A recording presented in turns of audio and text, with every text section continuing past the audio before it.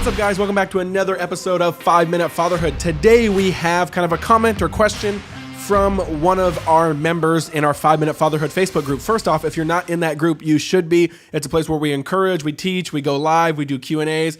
It's a blast. The community on there is amazing. If you're one of the members listening, we love you guys. Thanks so much for engaging in there. This one is from Matthew. Matthew said one, and a couple people actually liked this one, and why we wanted to kind of upvote it to actually talk about it. Matthew said, one thing I think about regularly is how to show each child the same amount of love and attention. My wife and I are planning to have more than one child, and I struggle by often seeing that one child would receive more attention than the other, and the middle child gets left out, etc. How do you make sure you show each child the same amount of love and attention to where they feel it? And obviously there's a couple other notes there for Jeremy I want to hear specifically from you that I'm excited to hear. But real quick, Matthew, what I kind of commented too, but I'm glad we get to spend a little bit more time on this episode commenting, is one of the best pieces of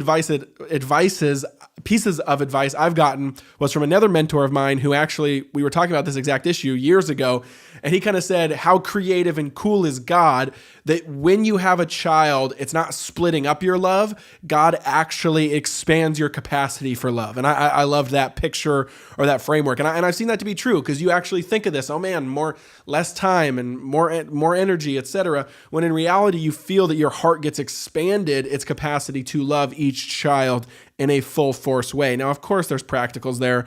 Of course, there's kind of ways that logistically how that happens. And so then I think that really comes down to, planning, being methodical, getting things on the calendar, prioritizing, having little ways and tips and tricks to hack your way to actually connecting. I think one of the things, it sounds weird, but one of the things that we have a deep aversion to in the West is scheduling things that we think should be special or romantic. Like whether that's romantic in a marriage, and having date nights, etc. Schedule it, like put it on the calendar rather than just, it's going to feel really good and we're going to go that night because we want to go on a date night. No, you probably actually won't. You'll probably be tired. You want to go to bed, go on a date night.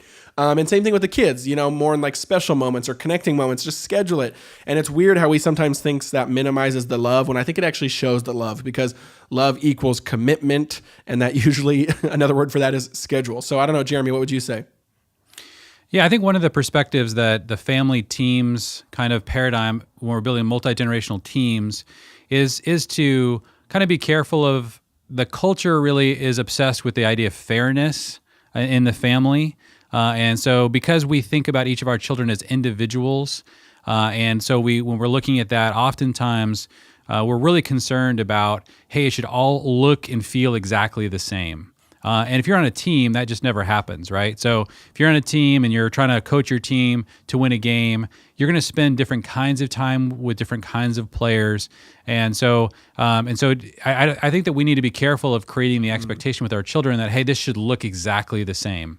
We should give you exactly the same kind of money, exactly the same number of hours, exactly the same kind of attention at every single day or every single week. It should always look completely equal. And I know that the thing that you have to be really careful of if you do begin to sort of coach a team and then sort of calibrate the way that you're spending time, the way that you're giving, and thinking about helping each person on the team based on maybe what they need and what's going on in the team at that moment, is that one of your kids could look at a sibling and say, I don't know that dad loves me as much as he loves her or him. And that is very dangerous. And so I one of the things that I read a while back, Stephen Covey, who was famous for writing 7 Habits of Highly Effective People, he also wrote a book called 7 Habits of Highly Effective Families.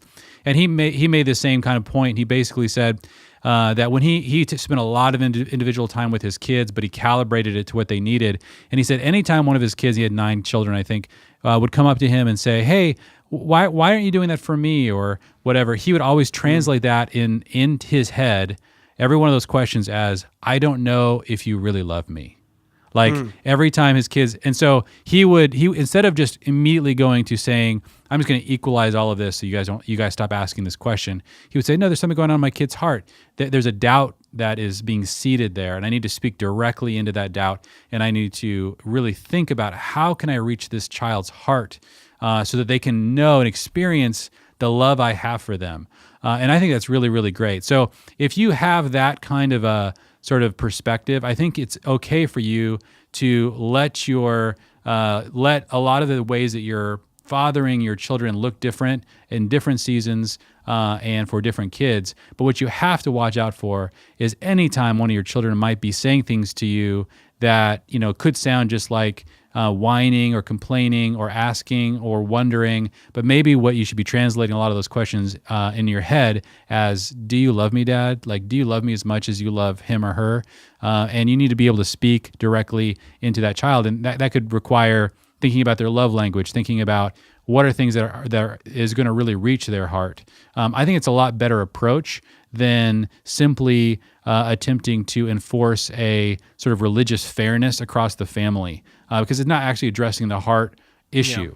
Yeah. We are very different, and we need to think about how to express love to each of our kids in a way that really touches them in how they're built. What's up, guys? Thanks for watching another daily episode of 5 Minute Fatherhood. Couple quick announcements. Did you know we have a free Facebook group for dads out there who watch these videos, where we talk about these videos and the content? We do lives, we do Q&As, we encourage one another. Link down in the description. We'd love if you request to join and be a part of the community. It's awesome, it's free, and we can't wait to meet you. Also, me and Jeremy like to say a lot of fathers out there have never been taught how to be one, so we created a masterclass called Skill of Fatherhood Masterclass, where we teach exactly that. Different modules unpacking all the different skills necessary to be a father who builds a multi-generational family team on mission. Link in the description for that, along with a secret discount code for the YouTube community watching. Secondly, boom, you hit this button right here. Right there. Did it work? I don't know if I timed it well. But you can hit the subscribe button so you can actually see these daily videos when they actually come out and get them straight to your inbox. It would mean a lot to us if you hit the subscribe button. Let us know if you do, because we do random giveaways for those who are subscribers, and they let us know. We love you guys, and we'll see you tomorrow.